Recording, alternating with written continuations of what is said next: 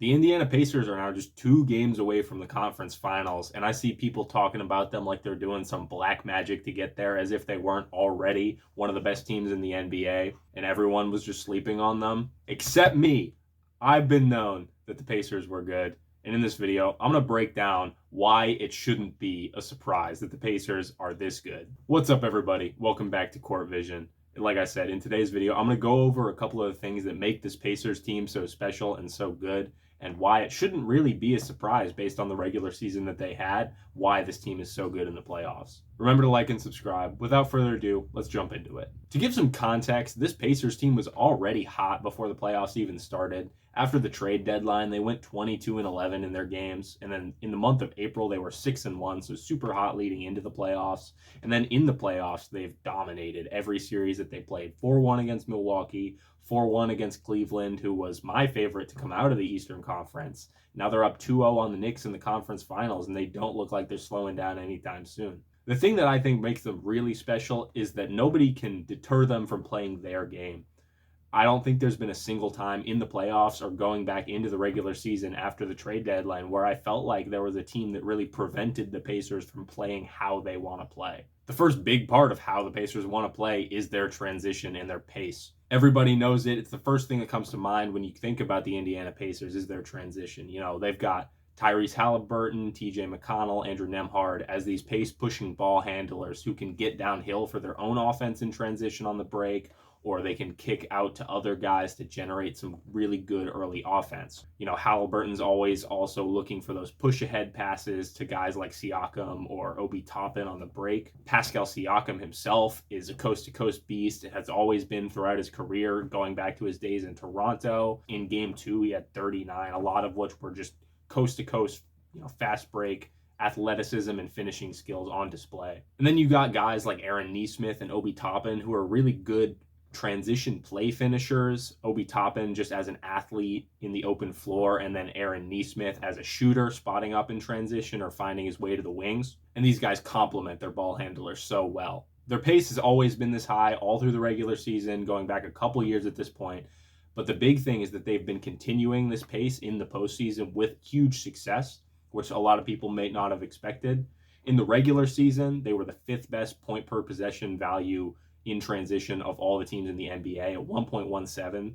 But in the playoffs, they've been by far the best, 1.32 points per possession on transition possessions, which in the playoffs is ridiculous. They've also scored 23.4 points per game in transition in the playoffs, and 14.1 of those coming from the fast break. So these guys have just been dominant in transition all through the regular season, and that's continued into the postseason. The second big part of this Pacers team identity that has shown in the regular season and now is continuing into the playoffs is their half-court motions and their system that they play with. The biggest thing about their system in the half-court is that just everyone is involved.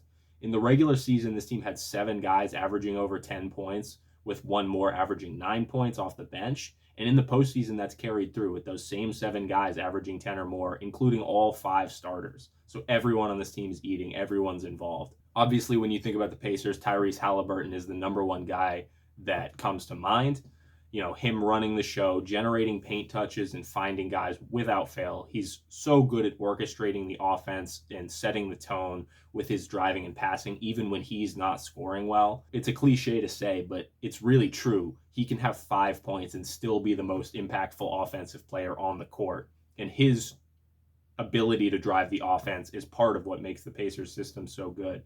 But even without him, they have other guys who can do the same thing, like TJ McConnell off the bench, like Andrew Nembhard as a secondary ball handler has really blossomed in the playoffs as well. And beyond Tyrese Halliburton, everyone else just knows their role and is able to thrive within this system. Miles Turner is a pick and roll threat or a pop threat on those screen actions with Halliburton. Aaron Nesmith is a lethal shooter on the catch and shoot or coming off screens. Andrew Nembhard has been lethal getting to the mid-range or attacking closeouts.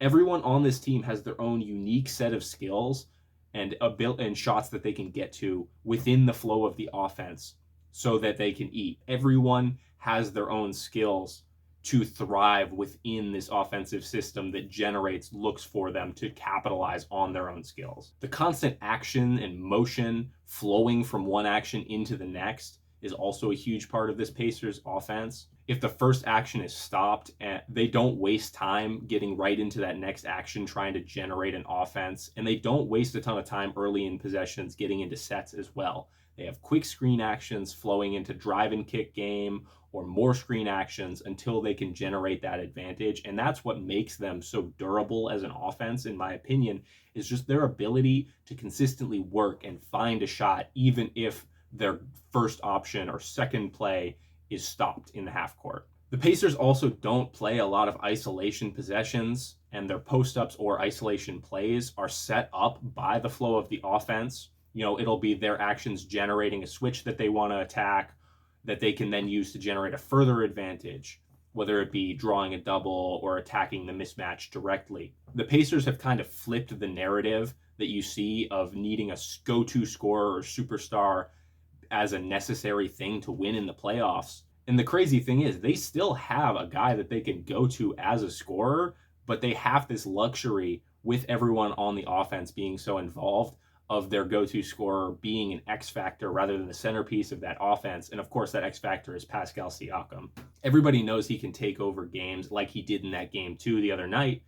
But the thing that makes him work so well as a scorer on this team is because he fits into the system as a piece of the actions, as a screener and a spacer, but also because he can use the mismatches that he might get or the switches that he might get to get into his own offense within the flow of the team without, needing to call for an ISO possession all the time.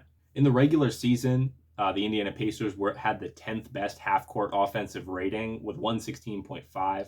Nothing to scoff at, but nothing crazy. But in the playoffs, that has jumped up to second. They're scoring 121.2 points per 100 possessions as a team in the postseason in the half-court, which is frankly outrageous. The next thing that the Pacers have that make them a special team is their clutch gene, and this has continued all through the regular season. The Pacers in the playoffs are 7-0 in clutch time games, and in the regular season they were 24-14 in clutch games, which was 4th in the league in clutch game win percentage.